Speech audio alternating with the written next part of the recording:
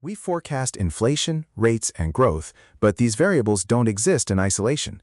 Beliefs connect, change one forecast, and the others update in a way that still makes sense, built with Cartesi, Python, and PGMPy.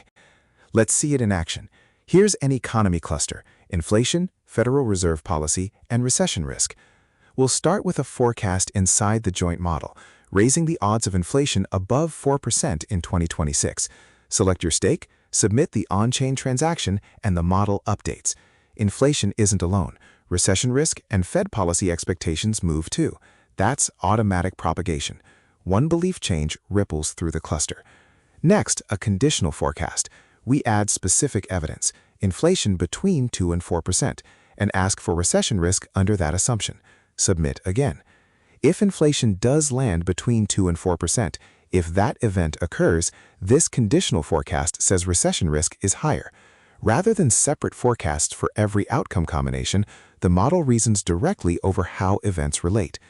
Belief propagation is clearest in larger models, like a World Cup bracket, where updates move between cliques through the match variables they share. All of this runs natively inside a Cartesi machine with standard Python libraries, a combinatorial information market with deterministic, reproducible, probabilistic inference.